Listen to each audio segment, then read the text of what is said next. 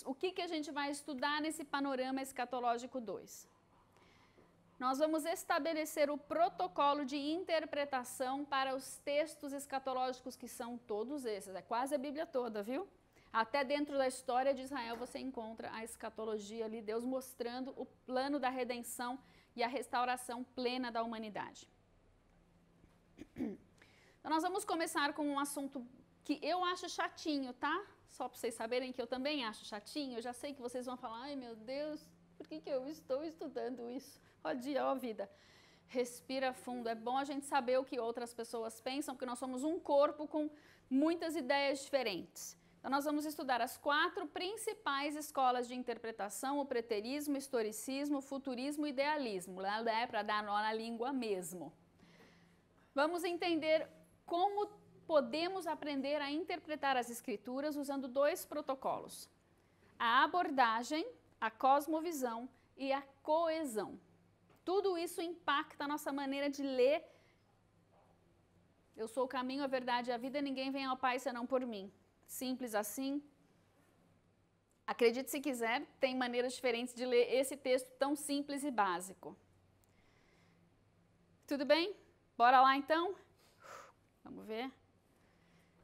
Outro recorde. Meia hora de recapitulação e introdução.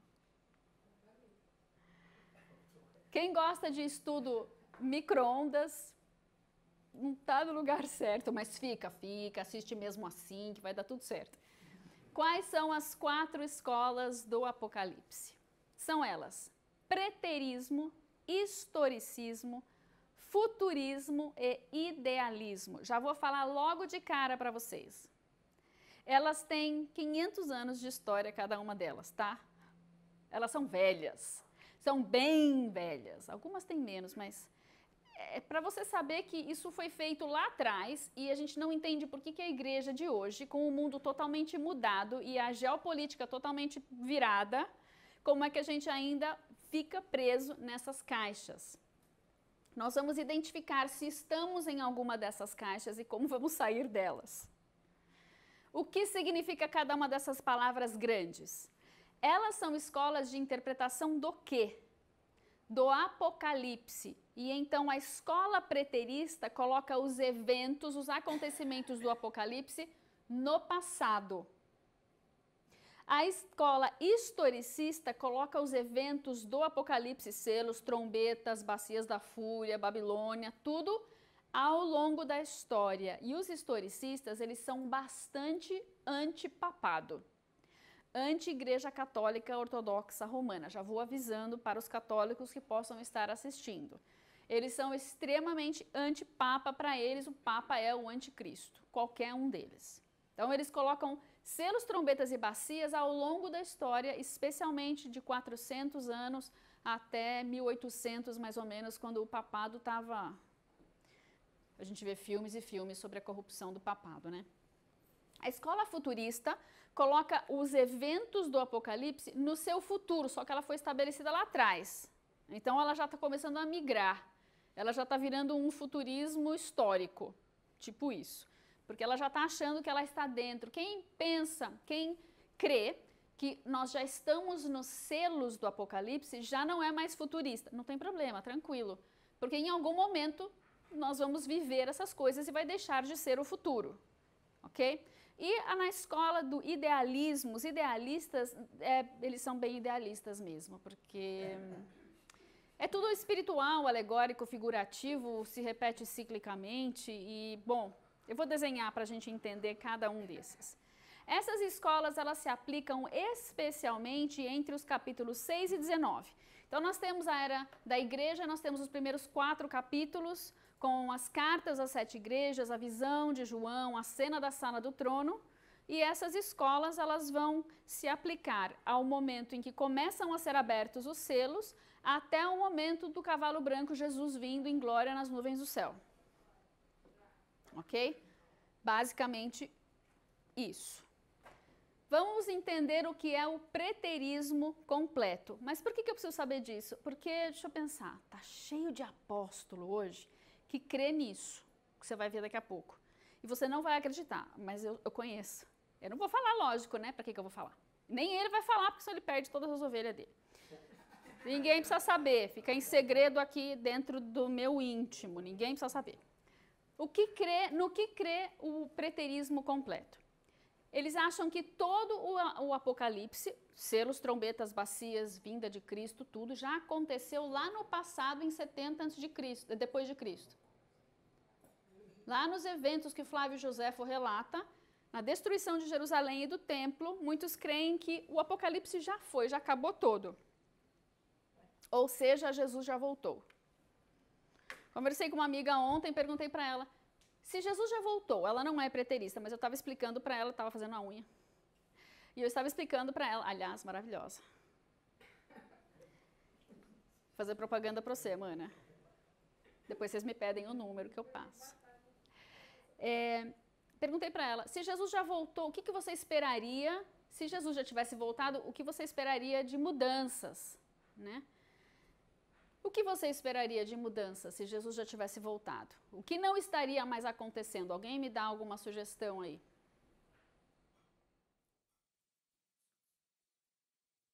Deixa eu ver se eu consigo enxergar os comentários aqui.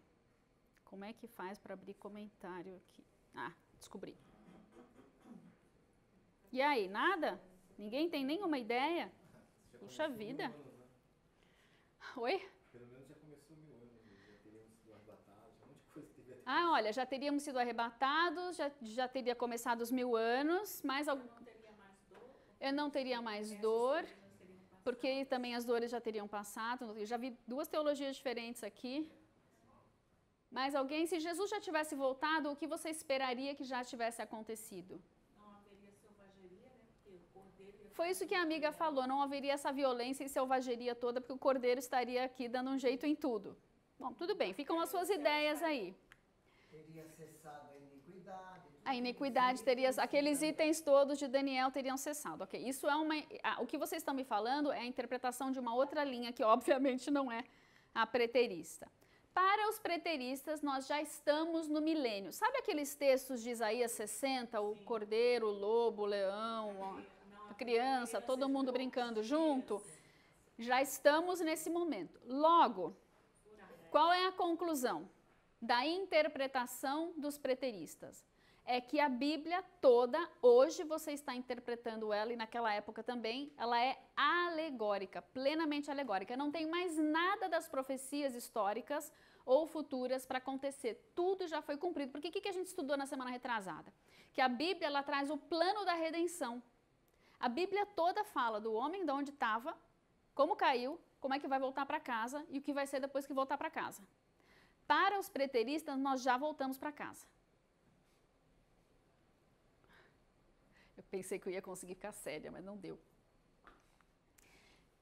E existem pessoas que creem dessa maneira e nós os amamos e os respeitamos. Discordamos, eu discordo, ok? Eu não sou preterista completa, eu acho bem interessante. Foi isso que me fez começar a estudar a escatologia. Eu fui traduzir um seminário inteiro provando que isso estava certo. E não sei como consegui chegar no fim viva. Mas foi uma bênção, porque agora estamos nós aqui estudando a escatologia e como eu amo muito aqueles irmãos, eu os amo ainda, eu aprendi muita coisa com eles e continuo aprendendo, nós precisamos concordar em discordar e não jogar o bebê fora com água suja. Quando a gente caminha com pessoas que são guerreiros e que nós aprendemos tanto, quando a gente entra num ponto de discordância, não dá para jogar tudo fora. Precisa ter prumo, precisa ter sabedoria, discernimento. Então, continue amando os irmãos com quem você discorda. Mas não engole tudo inteiro sem mastigar. Né? Eu engoli, botei para fora, pus na prateleira e fui mastigar para ver o que era o que, para entender aquilo. Porque se os meus amados irmãos, que conhecem tão profundamente a palavra de Deus, chegaram a essa conclusão, eu quero saber como eles chegaram a essa conclusão e saber se procede. Ok?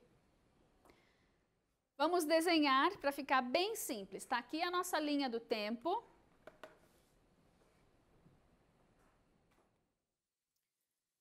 Aqui a cruz, certo? Temos a primeira vinda, nascimento e morte. Temos 70 depois de Cristo e temos o hoje. Na visão preterista, a segunda vinda de Cristo aconteceu aqui em 70 depois de Cristo. Ok? Ano da destruição de Jerusalém e do templo na mão do imperador Nero. Aqui. Assim enxerga o preterista e toda a escatologia, todo o Apocalipse, ou seja, a Bíblia toda está aqui. Hoje você vai ler tudo de forma a ser abençoado por Deus, é tudo para você, é tudo nas dimensões do Espírito, não tem nada para se cumprir aqui. A minha pergunta é sempre a mesma: por que ainda estamos envelhecendo e morrendo? Eu podia fazer um monte de outras perguntas, mas essa é a mais importante. Por que ainda estamos envelhecendo e morrendo? Porque nesse período o jovem mesmo teria 100 anos, né? Isso é a sua interpretação do texto. Ela disse, nesse período aqui o jovem já teria 1000 anos. Sim, não para o preterista, 100 anos. E eles não a gente estaria aqui com os discípulos e apóstolos, mas esses são coisas que nós questionamos porque a nossa ótica é diferente da ótica deles. Nós já estamos no milênio para eles, logo, e nós temos algumas escolas diferentes de interpretação do milênio, então aqui a gente já vai apresentar essas escolas. Eles são pré-milenistas, porque eles creem que a vinda de Cristo aconteceu antes do milênio, ok? Então, pré-milenista acredita que prévio, Jesus veio prévio ao milênio, porque ele inaugurou o milênio e nós já estamos nesse milênio. Tudo bem? Como diz a minha professora de Pilates, querida, linda, maravilhosa, tudo certo e nada resolvido. Nada resolvido. Ok. Tudo já se cumpriu. A interpretação é totalmente, completamente alegórica, porque não tem como você colocar selos, bacias, trombetas, Babilônia e tudo isso dentro de 70 depois de Cristo. Se tudo que está no Apocalipse se cumpriu até 70 depois de Cristo, então a interpretação desses acontecimentos é obviamente alegórica. Eu ia fazer a transição quebrando tudo. Será que eu fiz? Fiz. Fujam. Eu fugiria. Porque né, é um negócio que mind-boggling, dá um tilt às vezes. Mas, se você é preterista, te amo em Cristo. A obra da cruz é para todos nós. Tem gente que não acredita nisso porque é outra escola de interpretação. Tudo bem. Ou é calvinista, né? Pois é. Como eu disse, a nossa cosmovisão, a nossa visão de reino, a nossa cultura, ela influencia a maneira como nós lemos a Bíblia. Agora vamos dar uma olhadinha nos textos de 1 Coríntios 15 a respeito do fim da morte. Nós estudamos isso no último seminário, mais profundamente, eu vou dar uma passada rápida hoje, só para a gente lembrar como é importante essa questão da morte, nós entendermos na obra da cruz e na obra da segunda vinda e na obra do grande trono branco, essas 3 etapas, o que acontece com a morte. Versículo, primeira carta aos Coríntios, capítulo 15, versículo 22. Porque assim como em Adão todos morrem, assim também todos serão vivificados em Cristo. Toda a humanidade caiu por causa de Adão, já nasceu na queda, já nasceu no pecado. Toda a humanidade tem o potencial de ser vivificada em Cristo. Tudo dependeu de um homem lá e tudo vai depender de um homem aqui. Versículo 23. Cada um, porém, por sua própria ordem. Cristo as primícias em sua ressurreição. Ok? Depois os que são de Cristo, quando? Na segunda vinda. Paulo está falando depois da ressurreição de Cristo. Ele está falando de uma vinda. Que vinda que é? A segunda vinda. Tudo bem? Então, nós temos um tempo de ressurreição que vem na sua vinda. Isso já ajuda a gente a colocar em questão, em dúvida, algumas teologias em relação à vinda de Jesus. Gente que some, uma ressurreição que é só mais tarde, o arrebatamento dissociado da ressurreição. Perceba o texto que diz aqui. Na sua vinda haverá o quê? Ressurreição. De quem? Dos que creem e que são vivificados com Cristo. E então, quando? Na sua vinda, o que vai acontecer na vinda? Virá o fim. Tem um fim ainda, depois dessa vinda. Quando ele, o Filho, entregar o reino ao Deus e Pai, quando houver destruído todo o principado, bem como toda a potestade e poder. Já vimos algumas etapas aqui. A vinda, o entregar do reino ao Pai, que vem depois da vinda, e um tempo em que ele vai destruir todo o principado e potestade e poder. Pensa nas ordens, vai anotando aí, faz uma linha do tempo aí. Porque convém que ele, Cristo, o Filho, reine. Isso vai acontecer quando? Nesse tempo do milênio. Já estou dando para você a indireta aqui, bem direta. Até que haja posto todos os inimigos debaixo dos seus pés. Ok? O último inimigo a ser destruído é a morte. Quando vai acontecer a destruição da morte? No fim do 7º milênio. Então, olha, aqui em 1 Coríntios 15, ele já deu uma timeline para nós. Nós somos vivificados em Cristo. Aqui, a gente está aqui vivificado, mas não ressurreto ainda. A gente está só com a alma, por enquanto, o espírito. O corpo ainda não. Na sua vinda, aí sim, nós seremos vivificados por completo.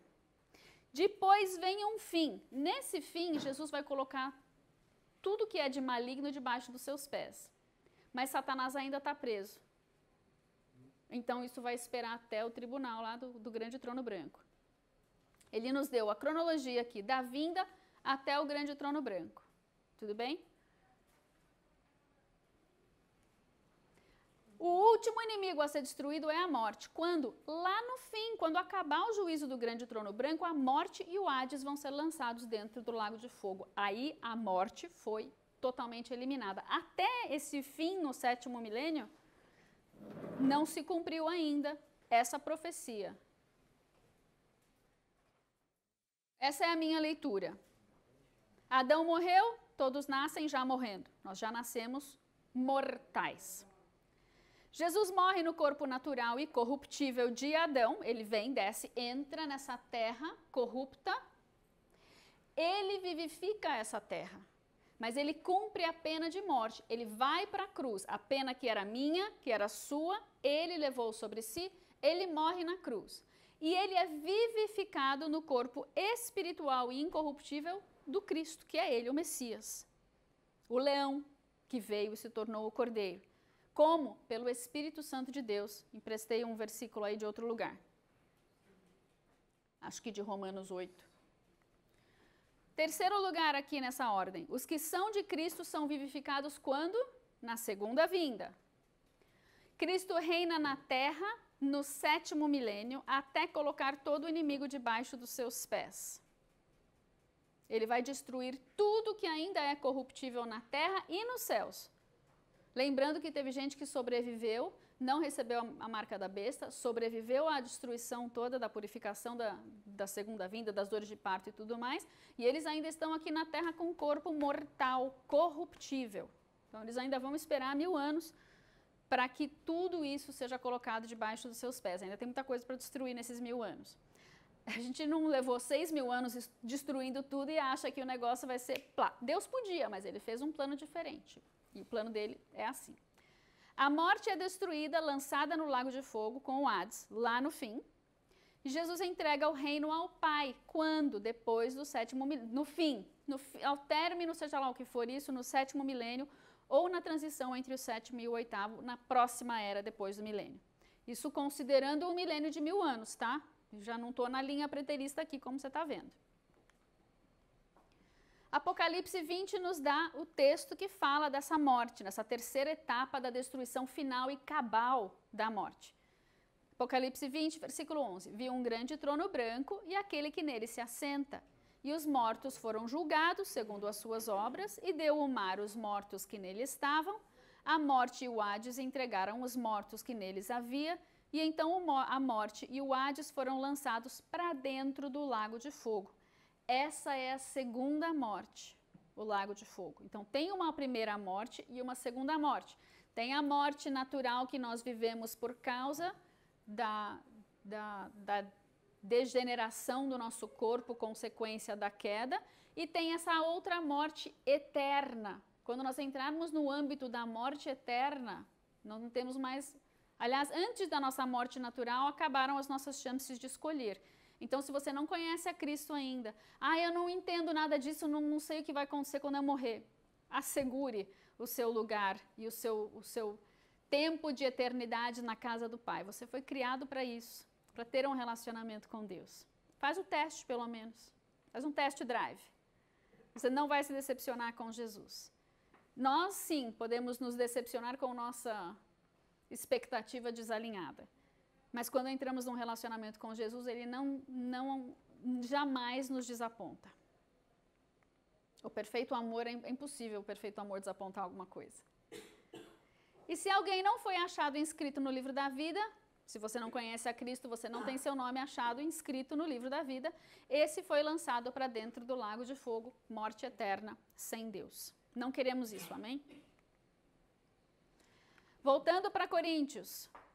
O natural e o espiritual são eternos. Para quem acha que não, eu morri aqui, acabou. Não, nós somos criados, imagem e semelhança de Deus, nós somos criados eternos. Tudo em nós é eterno, corpo, alma e espírito. O corpo também, sim, o corpo também é eterno. Vamos lá. Pois assim também é a ressurreição dos mortos, versículo 42.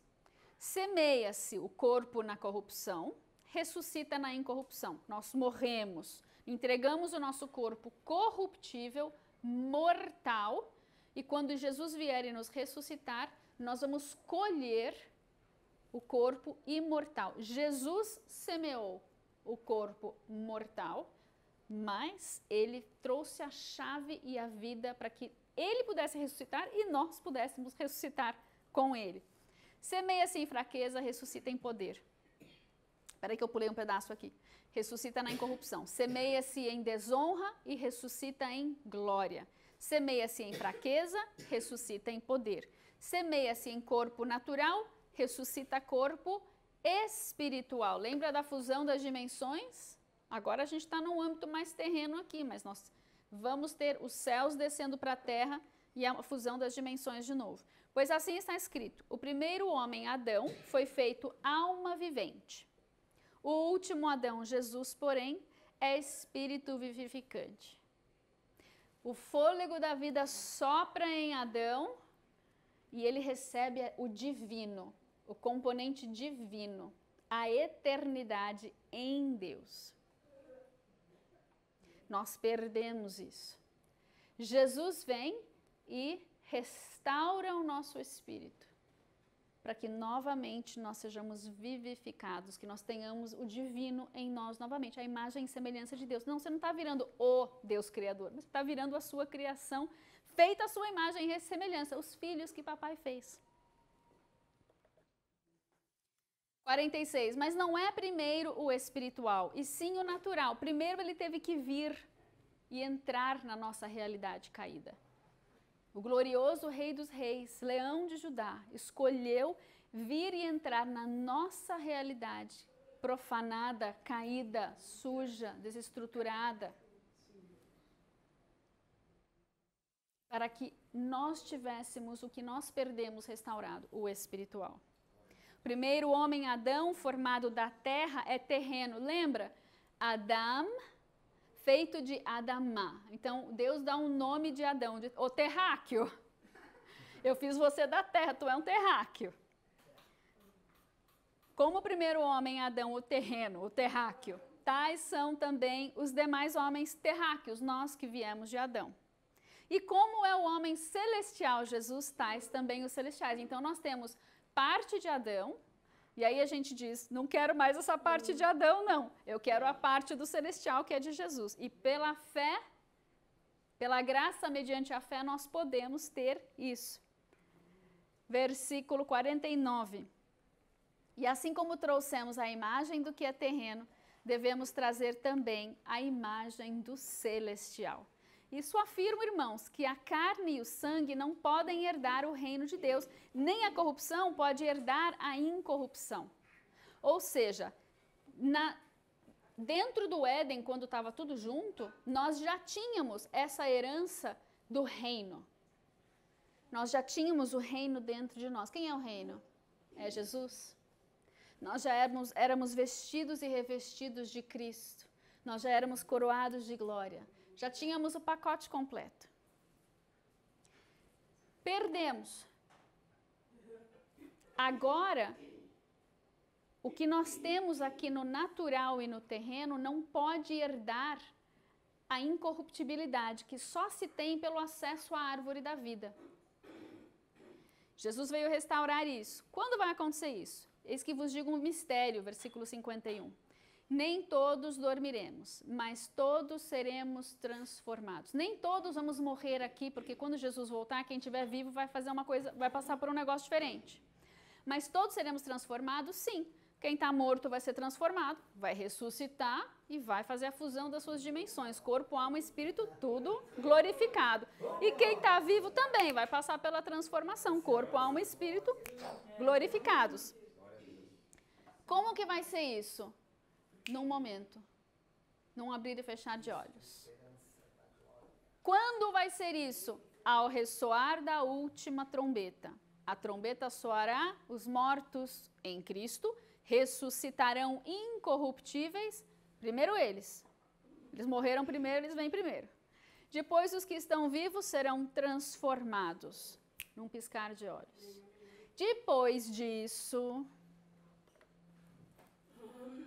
sobe todo mundo junto. Arrebatamento só vem depois da glorificação ou da transformação, que só vem depois da ressurreição dos mortos, que vem depois da vinda. Vocês viram a ordem? Ele vem, toque da trombeta, ele vem, não está aqui, está em outro texto, todo olho verá, ressuscitam os mortos, transformados os vivos, sobe todo mundo para se encontrar com ele nos ares.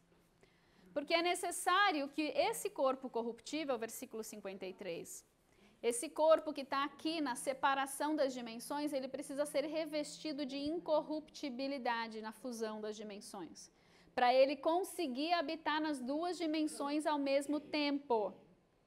Versículo 54. Quando esse corpo corruptível se revestir de incorruptibilidade e o que é mortal se revestir de imortalidade, então se cumprirá... para tudo. Quando houver a ressurreição e a transformação, então se cumprirá a palavra que está escrita, tragada foi a morte pela vitória. Só lá, na primeira vinda. Mesmo assim, ainda falta o grande trono branco, como a gente viu no outro texto, para completar a etapa da redenção. Versículo 55, aí você vai encontrar lá, onde está a morte, a tua vitória? Onde está a morte, o teu aguilhão? O aguilhão da morte é o pecado, e a força do pecado é a lei. A gente leu tudo isso no seminário passado, queria só que a gente relembrasse isso. Isso aqui são citações de Isaías e de Oséias. Paulo não trouxe do nada, ele trouxe lá de trás. Lembra, as escrituras elas são juntas, há uma coesão. Tudo tem que caminhar junto. E são 3 etapas. Primeira vinda, alma e espírito. Agora tem acesso às dimensões celestiais. Segunda vinda, o céu desce. Junta tudo com o nosso terreno aqui. A gente volta para aquela realidade edênica. Mas não todo mundo ainda e não tudo. A criação vai passar por um tempo de restauração e depois disso a morte vai ser lançada lá no lago de fogo. Tudo bem? Esse texto sozinho... Não, eu não falei com você, Siri.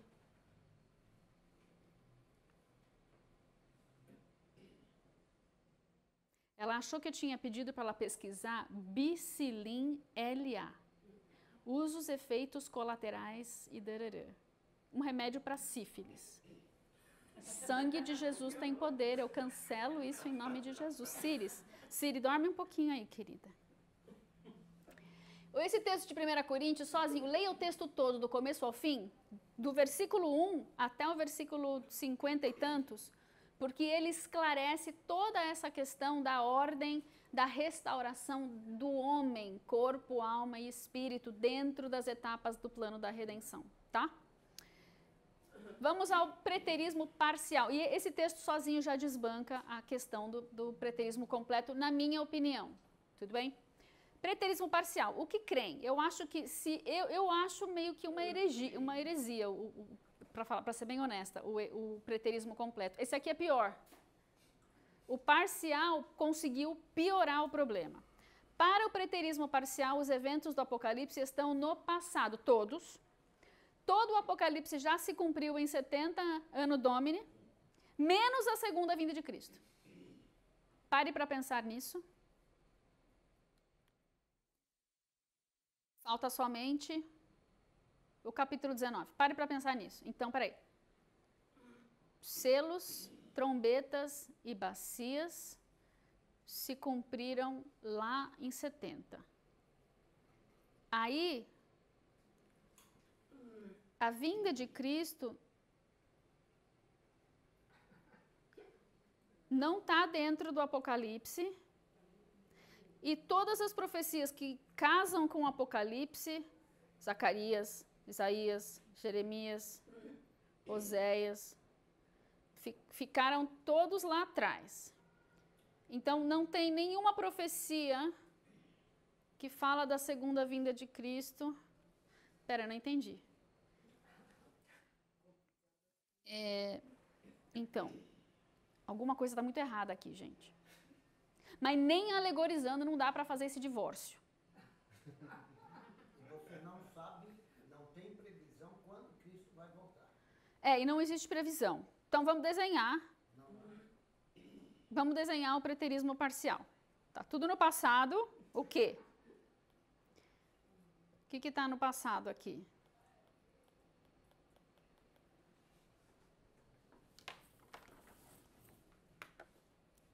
Espera aí.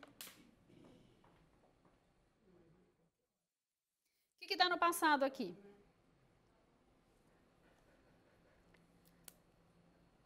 Temos a primeira vinda,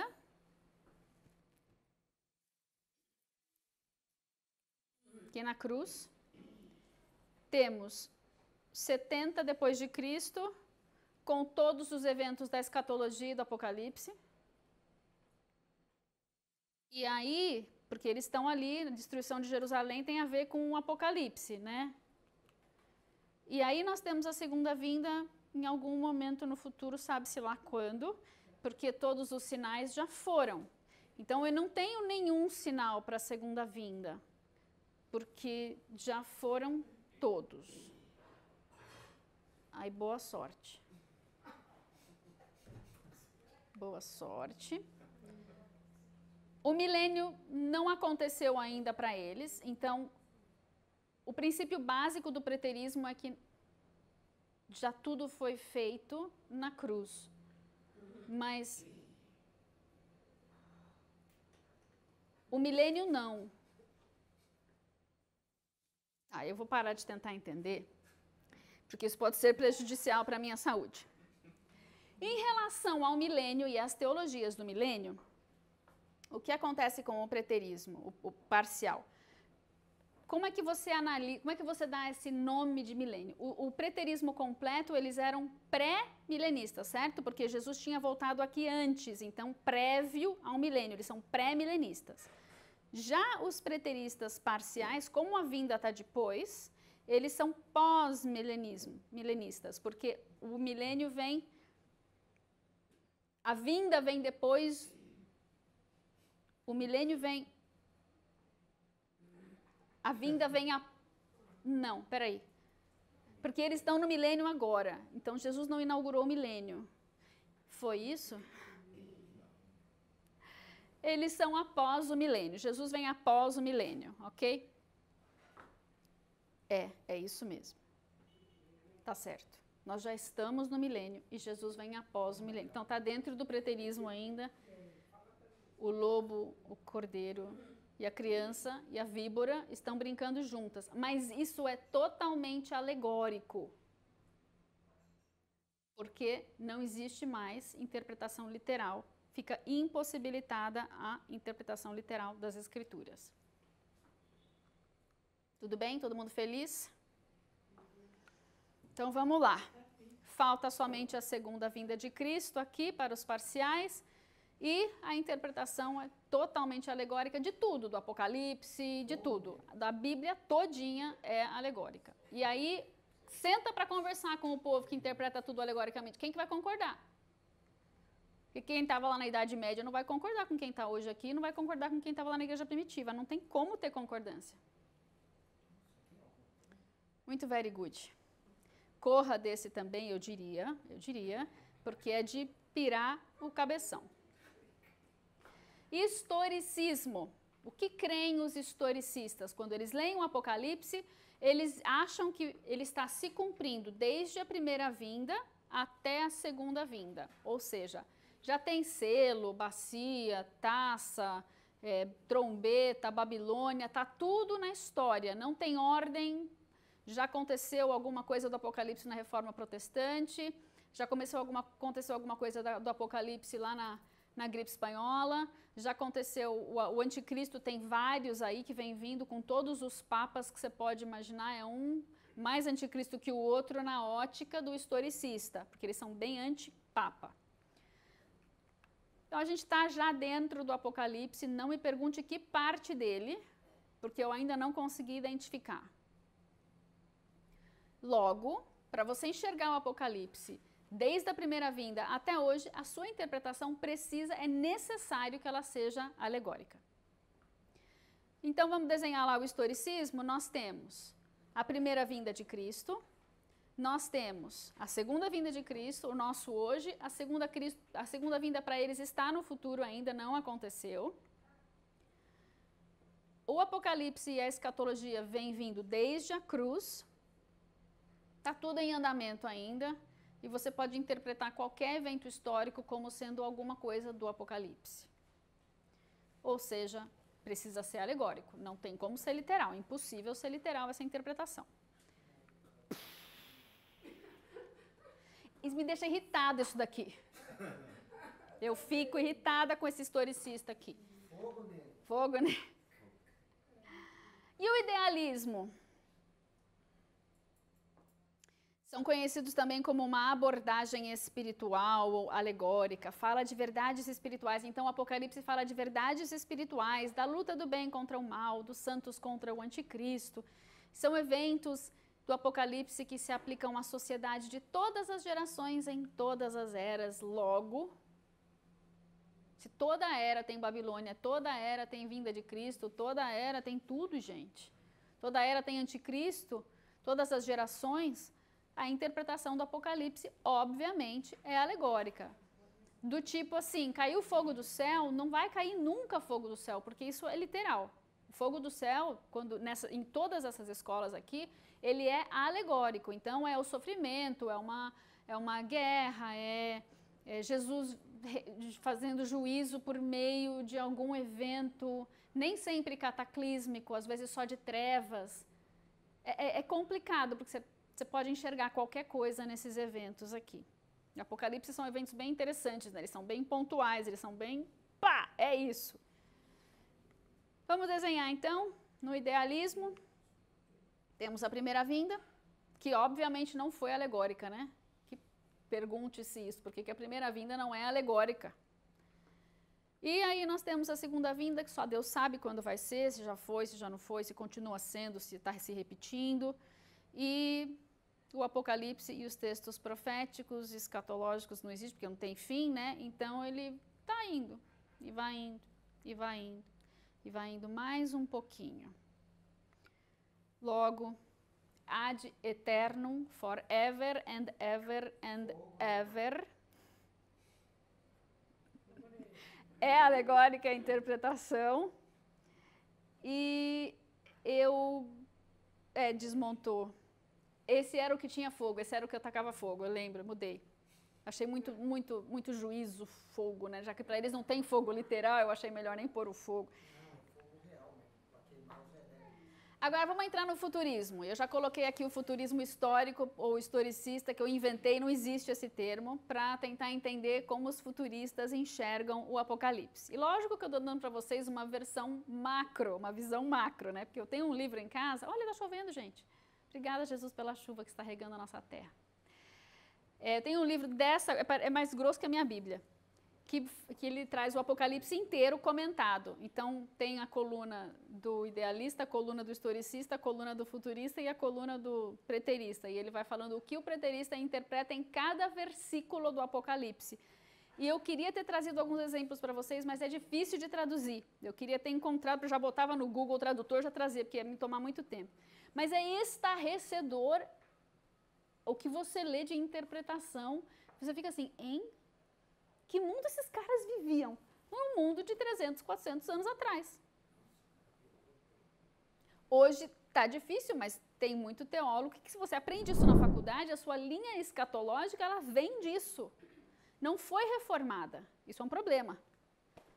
Vamos ao futurismo historicista, na minha nomenclatura. O Apocalipse se cumprirá no futuro, mas porque historicista já começou, porque eu conheço pessoas que creem que nós já estamos nos selos. Não tem problema nenhum você crer isso, mas não é mais futurista, mas tudo bem. O que mais que o futurista crê? O Apocalipse se cumprirá antes e durante a 70ª semana de Daniel, porque já tem agora futurista que já virou historicista, já voltou para 1948, já voltou para alguma coisa no século XVIII, XIX.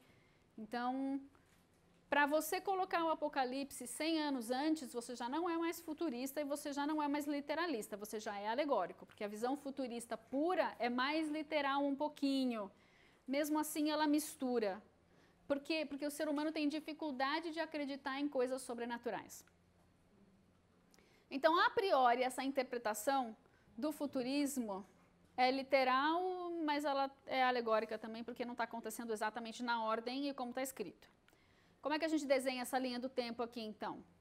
Primeira vinda, o nosso hoje, o Apocalipse e a escatologia a priori estão no futuro, mas ele já não crê que as dores estão dentro do Apocalipse. Ele crê que elas estão um pouquinho antes. E quem sabe as dores de parto mesmo estejam dentro da 70ª semana de Daniel.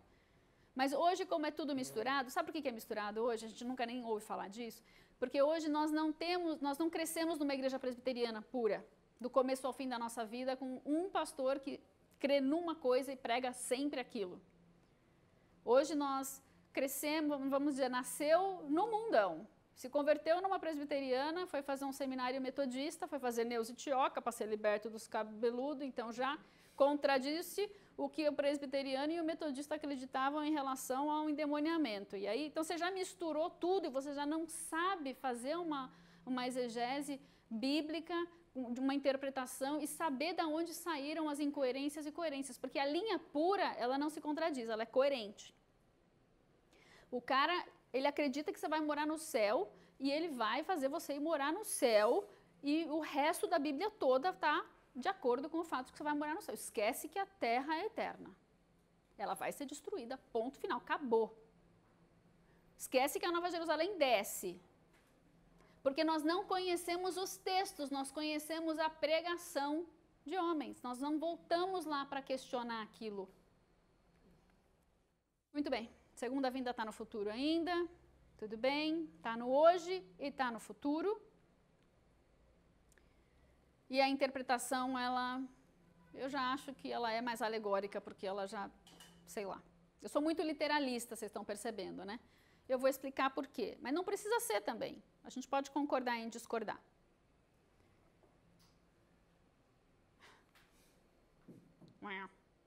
E o futurismo tribulacional? Aqui eu vou colocar para vocês a minha ótica. Okay? Eu sou uma futurista tribulacional com caixas abertas. E seja o que Deus quiser. Então não existe isso, tá? Na teologia. O Apocalipse se cumprirá no meu futuro. Não creio que aconteceram, os eventos não começaram ainda, na minha ótica. Ele se cumprirá somente durante a 70ª semana de Daniel, que é a semana tribulacional. Você pode me provar errada, mas isso vai demorar um pouquinho. Porque se nós já estivermos nos selos, ou se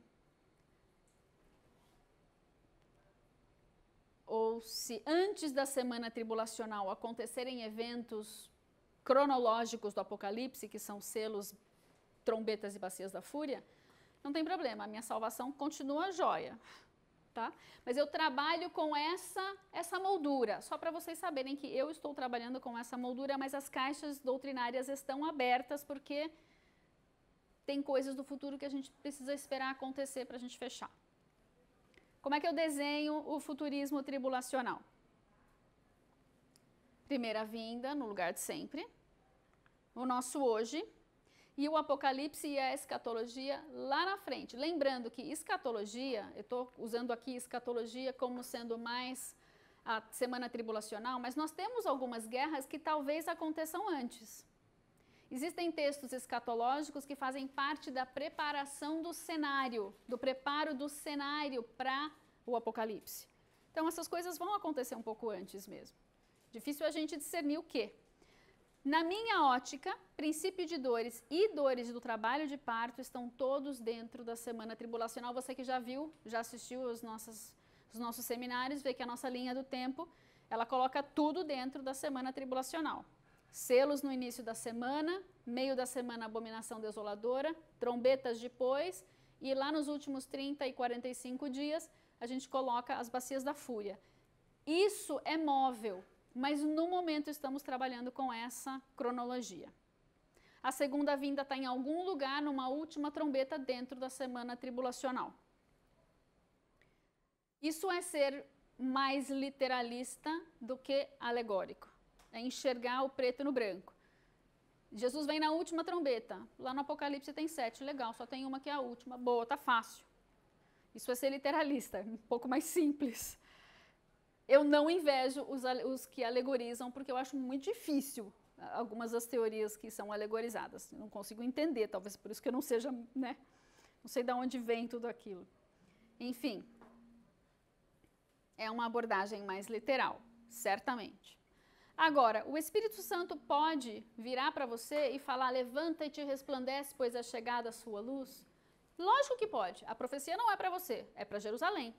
Mas o Espírito Santo pode e ele faz.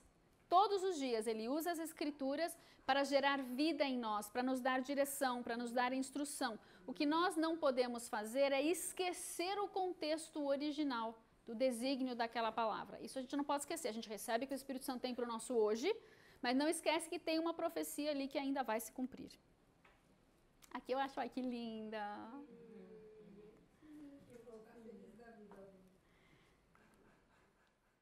Você tem aí na sua apostila a introdução ao Apocalipse? Ou a introdução ao plano da redenção? Que eu não tenho mais nenhuma impressa. Eu posso enviar para você, se você quiser, no PDF. Você paga e eu envio. Meu Pix, você já viu aqui.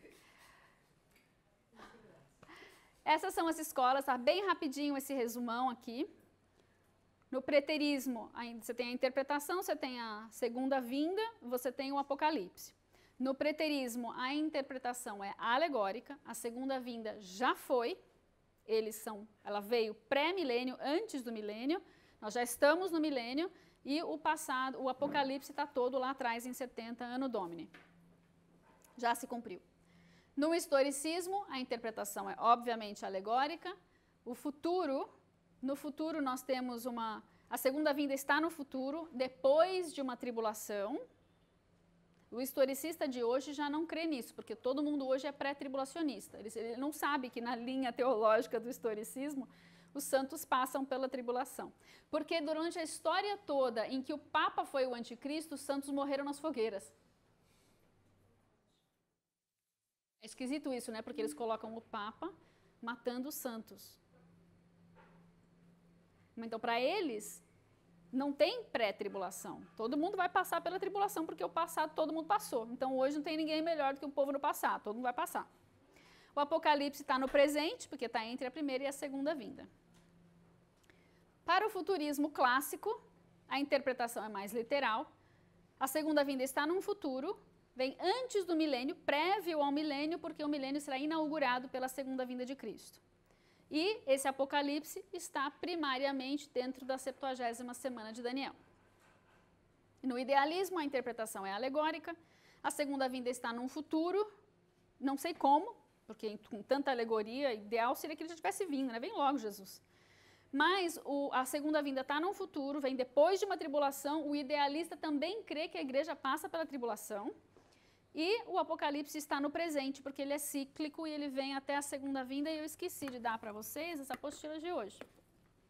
Lógico que eu esqueci. Alguém tinha dúvida? Que triste. Vocês já podiam estar rabiscando aí? Vocês na internet têm também.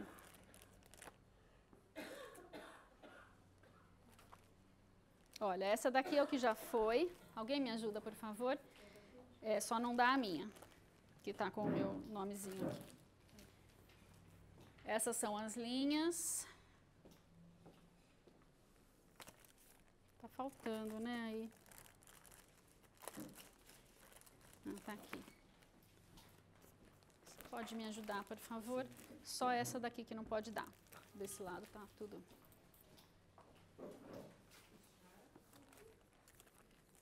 E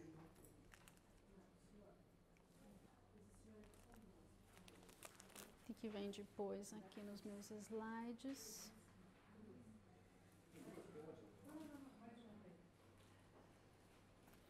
O que a gente vai montar agora?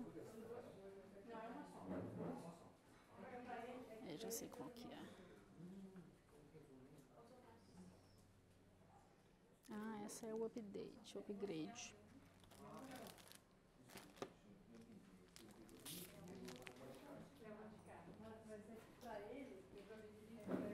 Mais algum voluntário? Uma de cada dessa daqui, só não dá a minha, por favor, que está com o meu nome, é do outro lado, pega do outro lado. E essa daqui também. Então, vocês na internet, o que vocês podem baixar aí é essa daqui. Nós já olhamos tela por tela. Tudo certo?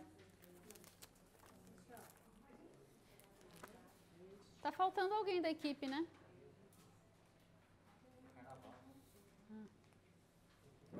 E agora, você que está na internet, se puder já baixar essa daqui. Já bota ela num lugar fácil aí.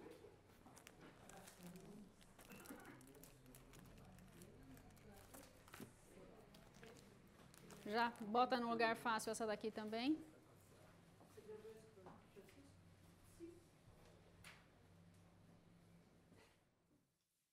Se tiver algum teólogo de plantão assistindo, me dá um desconto, porque isso aqui é muito difícil de entender, tá?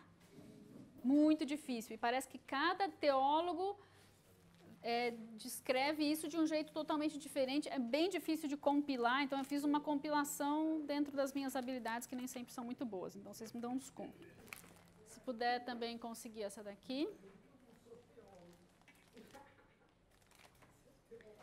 E essa daqui são as duas últimas que nós fizemos.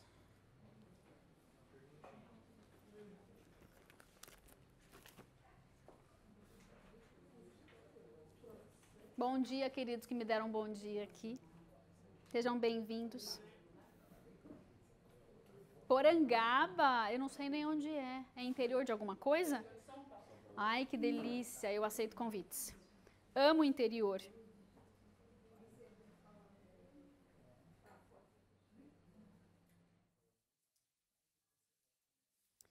Sim, existem ministérios que pregam preterismo.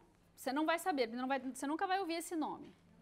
Eu conheço líderes que são preteristas aqui no Brasil e que meio que saíram do armário quando vieram os estrangeiros e pensaram em ministrar sobre isso. Quando descobriram que iam ministrar sobre isso, eles foram ligeiramente cancelados.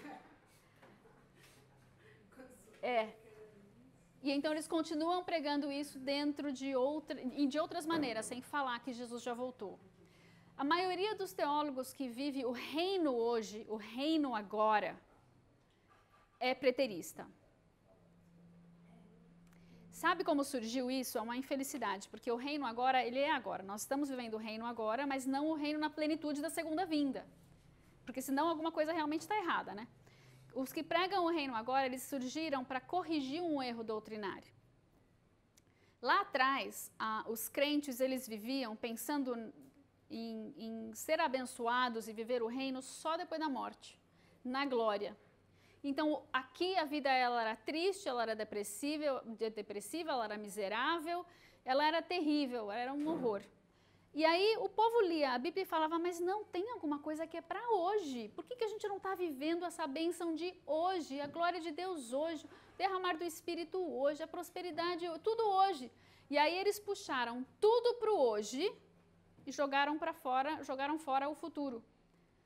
Então, antigamente todo mundo era só futurista ao extremo, não sabia viver a glória do Evangelho agora.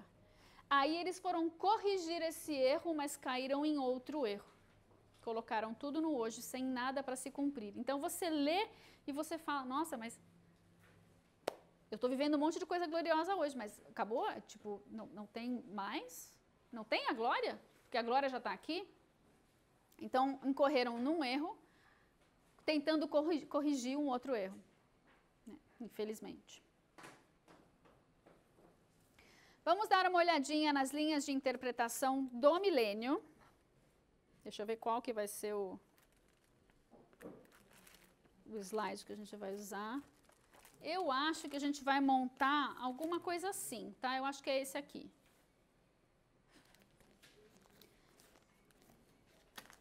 E talvez tenha algumas correções para você fazer aí, porque eu imprimi só umas 4 vezes esse aí, tá? Então tem a primeira versão, a segunda, a terceira, a quarta, a quinta. Vamos lá. Quais são as linhas de interpretação? Cadê o meu clique? Obrigada. Quais são as linhas de interpretação? Quantas são? São 3. As linhas de interpretação do milênio. Mas que aula chata, por que eu preciso saber disso? Porque você vai entrar numa igreja e você vai identificar o que o pastor está pregando. Você vai saber qual é a linha de teologia dele, você vai saber como ele está interpretando os textos escatológicos. Ah, eu não quero saber disso, então não sabe, ué. Mas fica porque a gente vai aprender a interpretar as escrituras. Porque eles aqui interpretaram, a gente vai aprender a fazer interpretação também. Vou te dar umas ferramentas aí.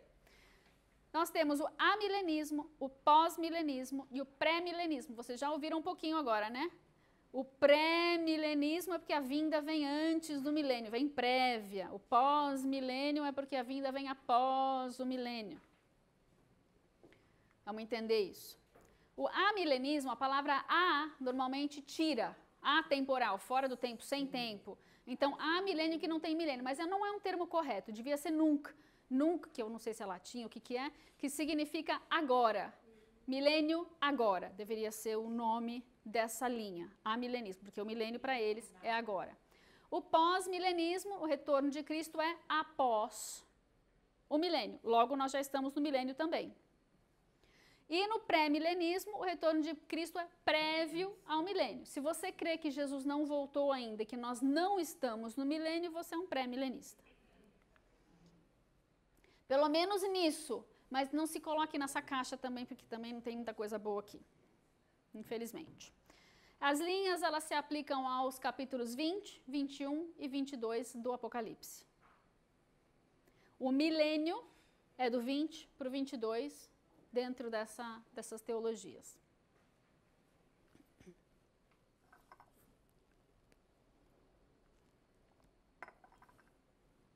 Quais são os fatores determinantes para você discernir o que é um amilenista, um pré-milenista, um pós-milenista? Primeiro, em relação com a segunda vinda de Cristo que nós vimos.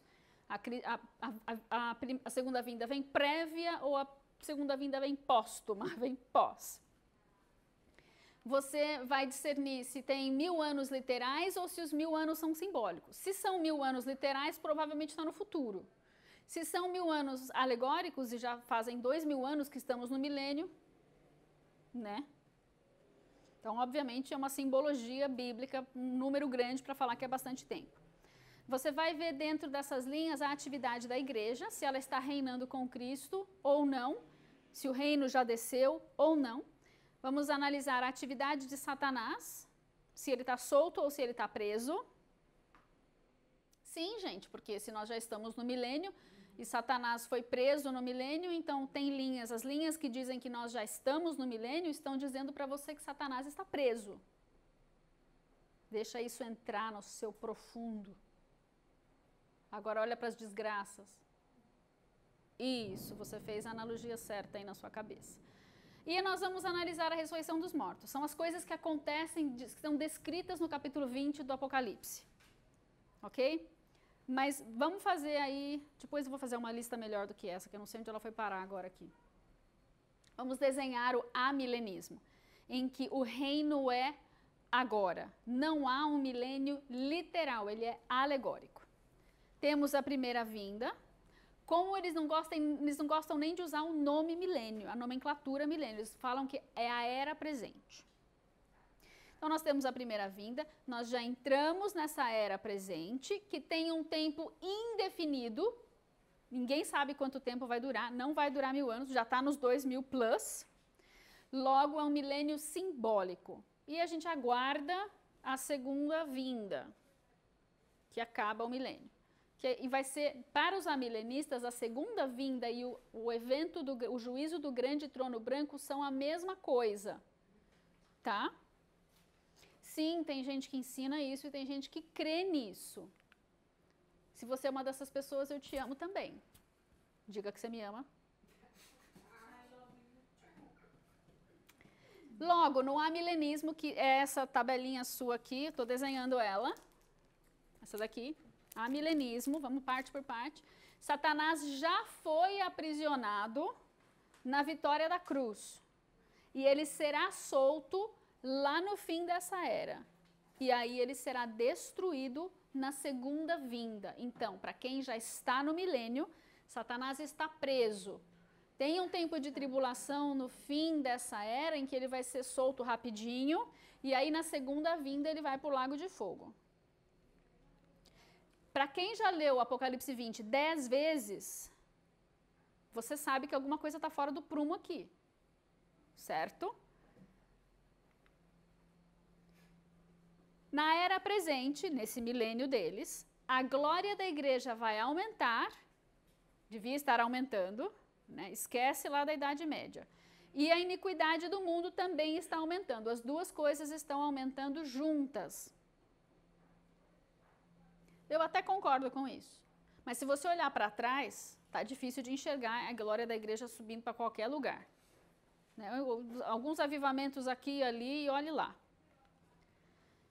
Antes da segunda vinda, Satanás é solto, o que vai ocasionar um breve tempo de tribulação, uma perseguição dos santos, porque para o amilenista, a igreja passa pela tribulação, de boa. Está passando desde sempre ciclicamente, então não tem problema nenhum. E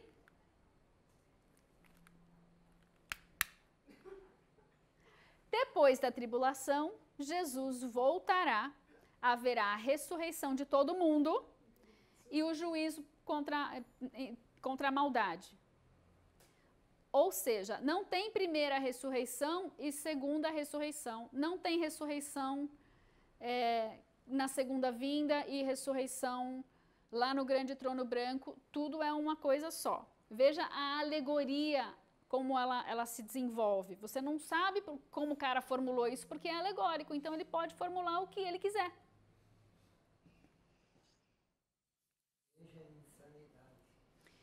E Jesus reinará no céu, porque a terra vai se explodir, eu imagino, por toda a eternidade. Aqui já começa novos céus e nova terra, ok? Tudo certo? Sim, isso é o amilenismo. Nós convivemos com irmãos que creem dessa forma. É errado? Eu acho que sim. Atrapalha a salvação deles? Eu também acho que sim. Mas não elimina a salvação de ninguém. Salvação é Jesus é Deus. Ele é o Filho de Deus, ele morreu na cruz do Calvário, ele ressuscitou, ele está sentado à destra do Pai e ele vem. Isso para mim é o core do Evangelho. Creia, entregue sua vida para ele e viva num relacionamento íntimo com ele. Ponto. Só isso é necessário para a nossa salvação. E isso gera fruto. Ok. Pós-milenismo. O retorno de Cristo após um milênio simbólico, que é a presente era. Então, nós já estamos no milênio. Vamos lá colocar a cruz, primeira vinda. inaugurando essa era presente de um milênio simbólico que dura quanto tempo for necessário até a segunda vinda de Cristo. Na era presente, lá na cruz, né? Satanás já foi aprisionado, então ele já está hoje aprisionado, e o bem e o mal vem sendo enfraquecido. Bem e o mal. O mal vem sendo, o bem também está sendo bem enfraquecido. Com essas, atualmente, com o politicamente correto. Aliás, deixa eu falar uma coisa em relação a isso. Gente, ser moral não é ser salvo, tá? Se você der um copo d'água para alguém, por favor, dê em nome de Jesus. Se você crê que isso é evangelismo, então coloque o nome de Jesus nesse copo d'água. Porque esse copo d'água não vai salvar ninguém. Pode matar uma sede, mas não vai matar a sede da eternidade em Cristo. Preguei em 3 segundos. O mal vem sendo enfraquecido pela pregação do evangelho. Me fale uma coisa, desde a primeira vinda, você está vendo o mal ser enfraquecido pela pregação do evangelho? Quem sabe lá no início, na igreja primitiva, mas o Império Romano não foi enfraquecido, o mal não foi enfraquecido. Satanás não foi enfraquecido, mas a ideia é a seguinte, já que ele está preso, e não é uma coisa literal, porque não existe prisão de Satanás, gente, isso é tudo alegórico, é uma simbologia para o Satanás, é uma simbologia do mal, é só uma figura, não é uma realidade. Logo, se Cristo realmente fez alguma coisa naquela cruz, para você chegar a alguma conclusão com Satanás preso num negócio virtual, você precisa inventar alguma coisa. Então, está sendo enfraquecido. Agora, passa nos últimos 2000 anos e me diga se isso é real. Na presente era desse milênio, a glória da igreja está aumentando e fazendo a iniquidade do mundo diminuir. Sim? A iniquidade do mundo está diminuindo nos últimos 2000 anos? E a glória da igreja está aumentando nos últimos 2000 anos? Eu deixo você dar o veredito. No final dessa era, a tentativa de fortalecer, que é o soltar, né, de Satanás, na tribulação será frustrada. Então, no finzinho dessa era, vai ter um tempo de tribulação, entre aspas, em que aí essa seria a simbologia da soltura de Satanás. O fato de que vão tentar aumentar o mal. Meu Deus, o mal já está quase transbordando a iniquidade. Mas não vai dar certo. Por quê? Porque aí, atraído pela glória da igreja, refletida na mudança da sociedade, Jesus vem. Posso falar? Se depender disso, nós está tudo lascado. Mas, no avivamento vou te dar um desconto, no avivamento dos últimos dias, eu creio que será algo espetacular. Mas eu não creio que vai mudar a sociedade do mundo a ponto de atrair Jesus.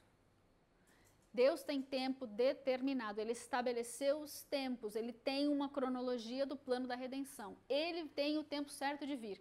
O que acontece é que o Espírito Santo nos move a cooperar e entrar em alinhamento com esse tempo. E aí a gente acaba orando mais, acaba jejuando mais, acaba passando mais tempo com Ele. Ele nos atrai. Se você ouvir a voz daquele que está te atraindo e corresponder, você entra nesse mover.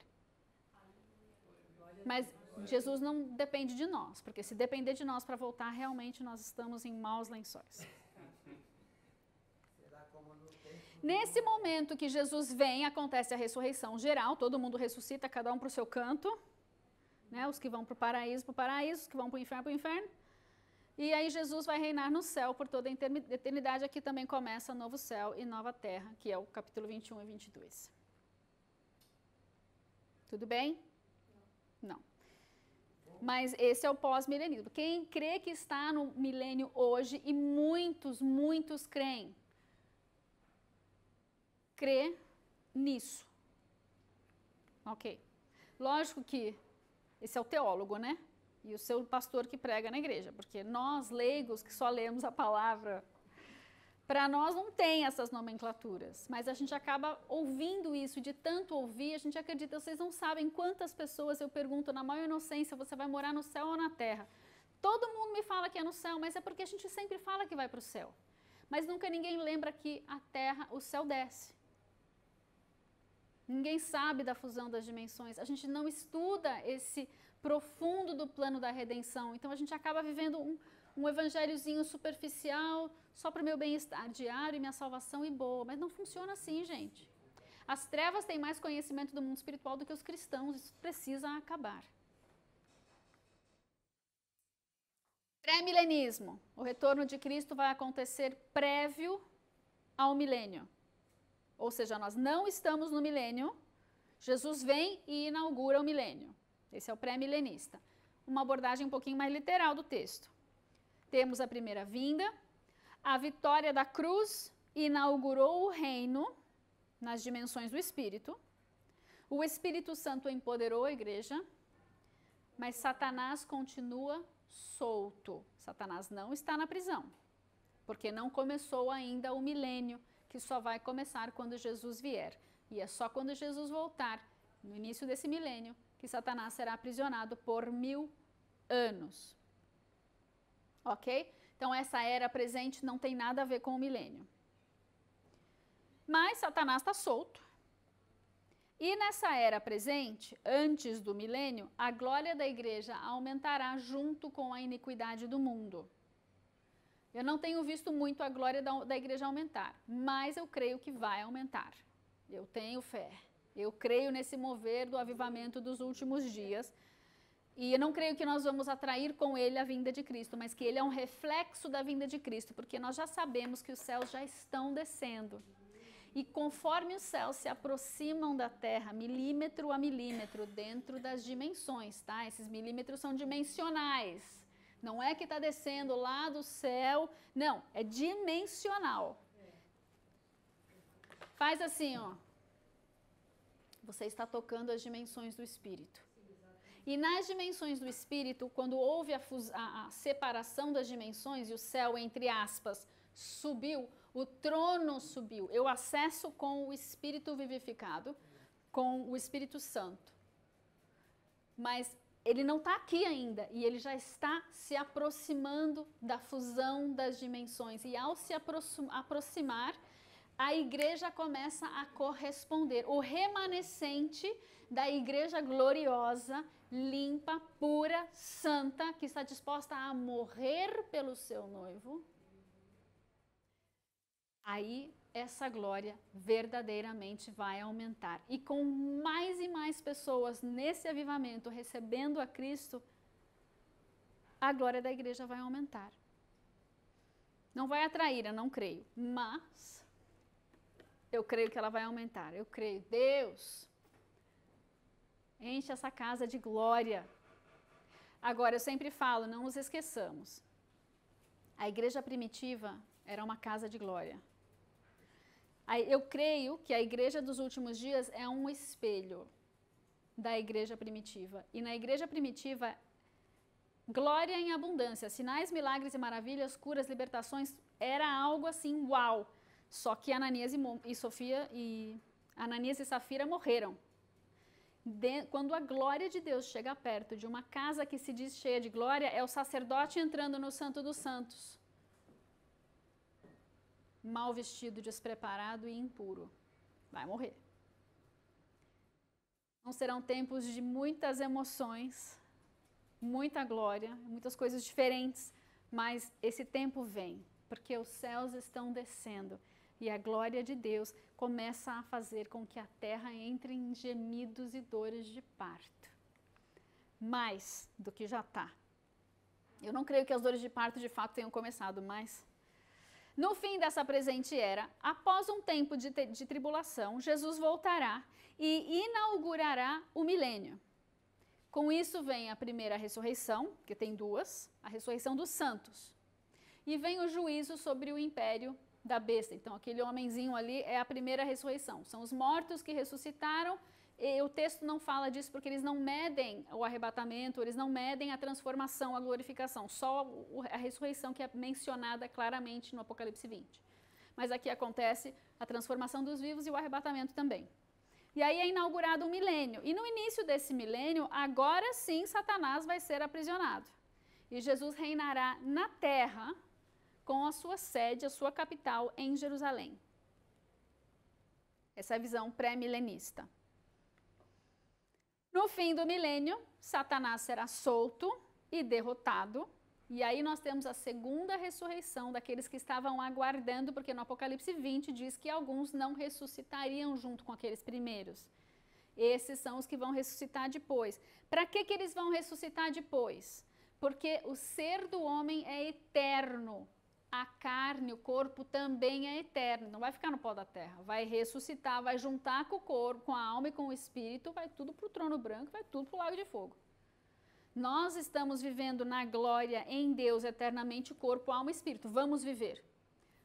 Todos somos eternos. Então, nessa eternidade, para que vai para o lago de fogo se não vai doer? Não, vai doer na carne. As carnes são queimadas, mas não são consumidas.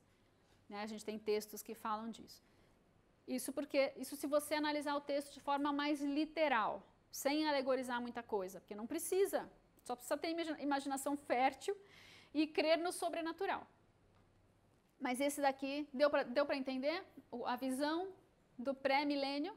Ai, gente, agradeçam, tirem foto desse negócio, porque cada um desses levou um dia para fazer, tá? Levou um dia para entender o trem e depois levou um dia para fazer. Então, né, faz a sua parte aí e dá um print screen. Honra a sua professora que ficou dias trabalhando nisso. Tudo certo? Alright, vamos avançar.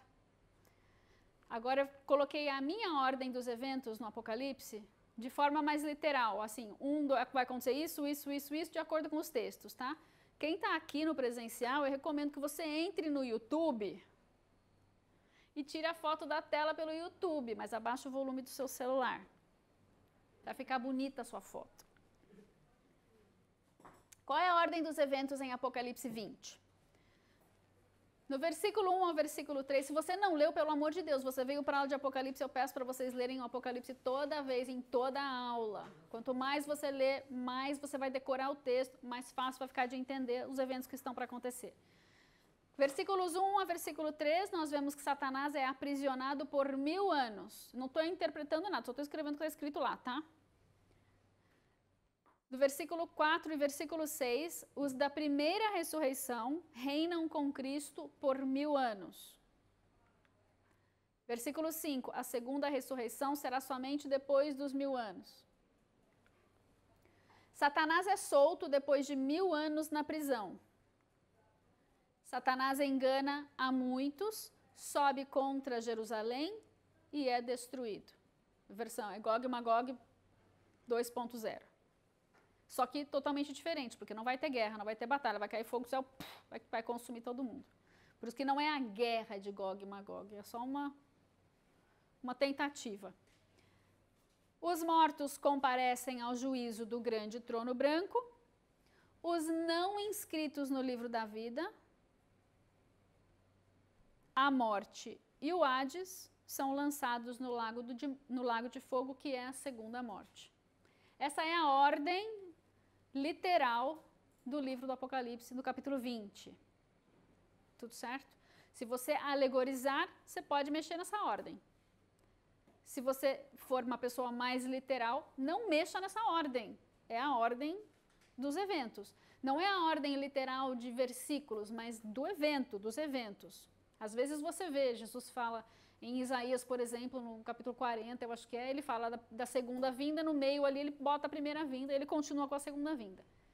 Mas aqui, essa ordem aqui, se você violar essa ordem, está violando o texto em termos de literalidade, tá?